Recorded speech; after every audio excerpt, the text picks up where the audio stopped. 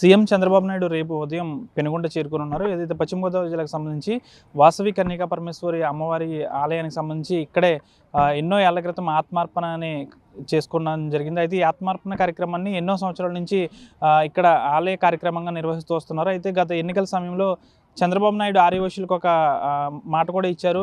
కూటమి ప్రభుత్వం అధికారంలోకి వస్తే ఈ అమ్మవారి ఆత్మార్పణ కార్యక్రమాన్ని ప్రభుత్వ కార్యక్రమంగా నిర్వహిస్తామంటూ కూడా ఒక మాట కూడా ఇచ్చిన పరిస్థితి. అయితే కూటమి ప్రభుత్వం అధికారంలోకి వచ్చిన తర్వాత జరుగుతున్న ఈ ఆత్మార్పణ కార్యక్రమాన్ని మొదటిసారిగా ప్రభుత్వ కార్యక్రమంగా నిర్వహిస్తున్నారు. రేపు ఉదయం 11 గంటలకి పెనుగొండ చేరుకోనున్నారు.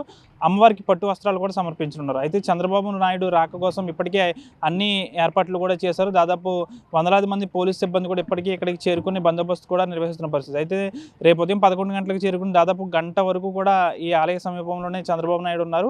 ప్రస్తుతానికైతే ఇక్కడ షెడ్యూల్ 11 గంటలకని ఇచ్చినప్పటికీ కూడా చంద్రబాబు నాయుడు వచ్చేటప్పటికి కనీసం అటు ఇటు లేదన్నా ఒక గంట సమయం పట్టే అవకాశం ఉంది. దాదాపు ఉదయం 11:30, 12 ప్రాంతంలో ఇక్కడికి చేరుకుంటారు. అనంతరం ఇక్కడ కార్యక్రమాలన్నీ వీక్షించిన తర్వాత మరొకసారి ఆయన 1 గంట సమయంలో అమరావతి చేరుకున్నారు. దాదాపు చంద్రబాబు నాయుడు పర్యటన కోసం పెద్ద ఎత్తున ఏర్పాట్లు చేస్తున్నారు. అయితే అనంతరం పెద్ద ఎత్తున కర్ణాటక, తమిళనాడు రాష్ట్రాల నుంచే కాకుండా ఇతర రాష్ట్రాల నుంచి కూడా పెద్ద ఎత్తున భక్తులు వచ్చే అవకాశం ఉన్న నేపథ్యంలో ఆలయ పరిసర ప్రాంతాల్లో అన్ని ఏర్పాట్లను కూడా ఇప్పటికీ సిద్ధం చేశారు.